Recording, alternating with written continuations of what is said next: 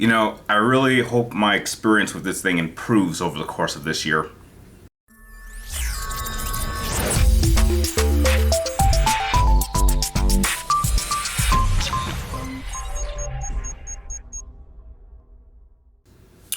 Well, what's up again there, guys? This is Brian, the 3 Topics Gamer, here to do a first impressions video on a rather interesting device. This one being the PlayStation Portal, which just came out a little under a year ago. I think it came out November of 2023. So now we're at so about a little over a year. Picked it up literally just yesterday for specific reasons without going into it, and now that I've had about 12 hours kind of playing with it a little bit, I just kind of want to give my initial thoughts on just what I like, what I don't like, and just kind of my overall hopes for what my experience will be with this kind of very interesting device. So if you happen to enjoy this video by the end, please do not forget to like, share, subscribe, keep tracking on my future videos. And remember, if any of you guys have any ideas for any ranking videos, review videos, discussion videos, or just any type of videos in general, please let me know what you would like to see in the comments down below, and I will try to get it up as soon as I can, as well as to give you a shout out. So, the PlayStation Portal. Very interesting handheld device, and when you look at the history of PlayStation handheld devices in the forms of something like the PlayStation Portable or the PlayStation Vita, and I believe there was even something called the PlayStation Micro, I think there's a lot of interesting elements as for why a lot of people really like this device. And I've actually spent about a good day kind of watching multiple videos of people's impressions on what they thought about the PlayStation Portable now that it's been out for more than a year compared to how it was when it was first released. And I think there's certainly a lot of great potential and a lot of practical uses as for why this would be a great device for anyone to have. So far, I think my overall experience has just been kind of okay, but I'm hoping that maybe over the course of maybe the next couple of weeks, I can kind of work out the bugs and personal issues that I have with it. So starting off, I think the overall design is really, really cool. It's essentially taking a PlayStation, 5 controller, cutting it in half, and putting a pretty good sized screen. Surprisingly, this is kind of a little bigger than the main screen I have in my new car, so I did like that. One of the most surprising factors I thought about this was how light this is. I'm happy that this is one entire solid device. I thought this would be more of a backbone with my phone, which you take a backbone, you split it, you put your phone in the middle, and it kind of locks in place. But no, this is one entire solid device, and I like that. And again, it's really, really light. I mean, compared to something like a Switch. And much to my surprise, the Switch actually feels a little heavier than the Portal. Now, the primary function of the Portal is to be able to connect directly to your PlayStation 5 through some sort of Wi-Fi connection, which will then allow you to play your PlayStation 5 when you're not actually there, or when you are there, or maybe someone's using it. Now, one of the biggest criticism I've always had with sort of handheld devices with something like this is that you cannot actually play it on its own. It has to be played directly to your PlayStation 5 through some sort of connection. And I think that's interesting in the fact that if you look at the prior portable systems, the Vita could connect with the PlayStation 3, the PSP can connect with the PlayStation 3, the Vita connect with the PlayStation 4, and now you have this to connect to the PlayStation 5. The biggest issue that I've had so far is that I'm not exactly sure of what type of internet connection I need to be using in order to get the strongest signal. As I have it set right now, both my PlayStation 5 and my Portal are connected to the same exact internet connection. And it's a very strong connection because the modem and router are literally less than 50 feet away from my current location.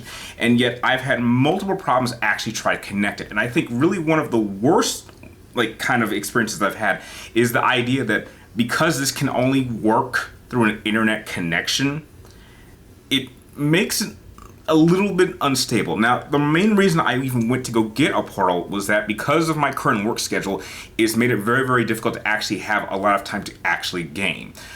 And because one of my jobs is literally less than, I'd say, 3 miles away from where my PlayStation 5 currently sits, I figured that if I actually had a Portal, I'd be able to still kind of play my PlayStation 5 at work or away, not being too far, and still be able to play. And I think even in a practical sense, this would be a very, very cool device if you had, like, say, 2 roommates and 1 TV screen. That way, let's say one roommate wanted to watch like Netflix or some sort of streaming service on, like, I don't know, like maybe the main, like, you know, apps that a lot of smart TVs have, and like one person wanted to game. Well, then, heck, you could actually just have one person watch their streaming device while the other one is playing the PlayStation 5 on their screen close by. And I think one of the best things that they could have done was the ability to actually connect this directly to your PlayStation 5 through a signal and not through the internet connection, because I'm telling you, multiple times today, when I've tried to actually play this,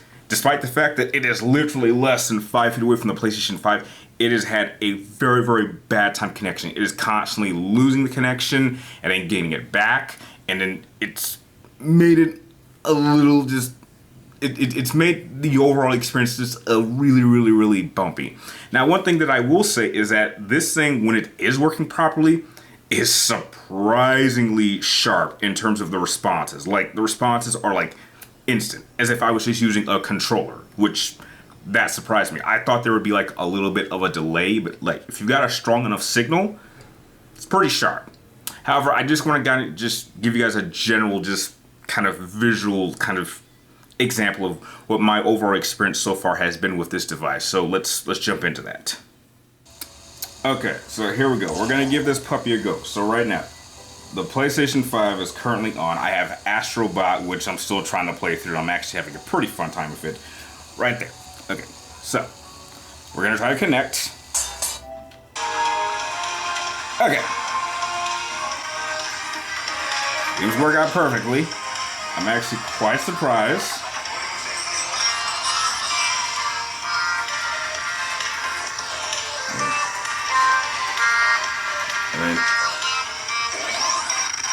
Okay, right there.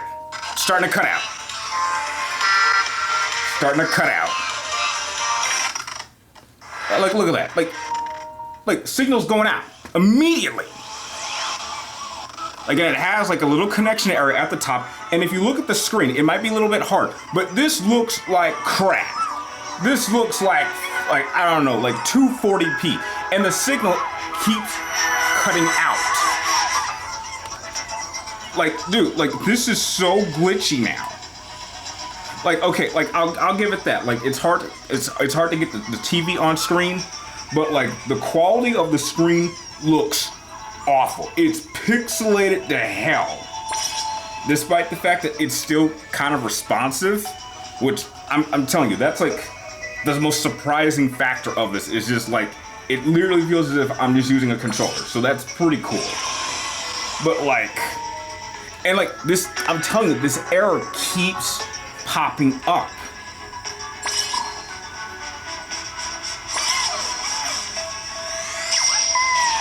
Like, I'm telling you, it and look, look at this. I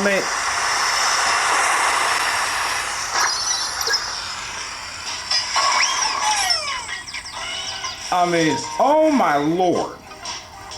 This thing looks awful. Oh, wow. Like, I'm telling you, it might be a little hard to see, but I'm telling you, this looks like crap. And like the PlayStation 5 is literally less than 6 feet away, and it is having like such a hard time. Oh, like, oh god, this is awful. Like, this is like as bad as like Look right here and there. This has been happening for the past 3 hours. I've lost the signal again. And now it's reconnected. And this has been happening constantly. And like, okay, now all of a sudden the quality is better. But I start moving and the quality goes down immediately. Like when it's working, like I think this could be really cool. And look, it's bugging out again. Like I don't know if it's the device itself or it's the internet connection, but like this is awful.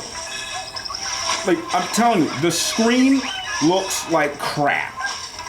Like, give me at least like 720p. I get like, and look, I'm losing the signal again. And now it's like I swear, this has been happening constantly over the past few hours. Now, I'm not sure if there's a way to fix it. Like, I swear, like, this just keeps happening. And I don't know how to fix it. Like, maybe there's a solution. Like, maybe it needs to be on 2 separate internet connections. Because right now they're both on Wi-Fi. Maybe if the PlayStation 5 is on wired and this is on Wi-Fi, maybe the connection will be better. But, like, apart from just how responsive it is in terms of the controls, everything else has been just kind of breaking down. Like, I don't mind the limitations of you can only play, like, again, I'm losing the connection again. Like, you can only play games that are either the disc is in the PlayStation or games you already have downloaded on them. That's perfectly fine. And I swear, the connection keeps going out. It's having such a hard time connecting. But, like, the one thing that has not changed is just how responsive the controls are. And for a game like Astrobot, I'm actually surprised of, like, how responsive the DualSense, like, how the senses are. And look, there it goes. It cuts out again. Honestly. Like, what the hell? Like, and it's like, now it says, cannot connect to your PlayStation 5. Your network connection might not be strong enough, or your internet connection might be too busy. What's busy? There's nothing else in my house that's connected. I literally have turned off everything. Nothing's happening. And it just cannot connect. I mean, I'm telling you, this would be the equivalent of, imagine if controllers could only connect to your console through a wireless connection. Like, you could not connect it directly to your console. It would have to be through an internet connection, like Wi-Fi. Imagine that. Like, that's what this feels like. Like, that's what it feels like. It's just like, if there was a way to just connect it directly through a signal, I think this would be considerably better. So right now, my impressions on it are not very good right now. Hopefully, maybe I get this fixed. Maybe there's a way to smoothen this out, but I see the potential of why this is good. And I'm not gonna just give this up or trade it in. I'm gonna hang on to this and try to get this fixed. But just as a first impression, so far my experience with the PlayStation Portal has not been very good. Maybe there's a way to fix it, maybe a way to get the connection smoother or get a stronger connection, because I'm paying $150 a month for my internet connection. So it's strong. It is not the internet at all. So I'm gonna work on how to get this thing fixed, and it just kind of cut out, but like, yeah. So those are my first impressions on the PlayStation Portal. Hopefully I can get things smoothed out. Now, if you have a PlayStation Portal and there's a way to fix this or make the connection smoother, please let me know in the comments down below. I would really appreciate it. And remember, if you like this sort of video, make sure you give this video a thumbs up and subscribe. Keep tracking on future videos. And like always, thank you guys for watching. You're awesome, and I will see you guys next time.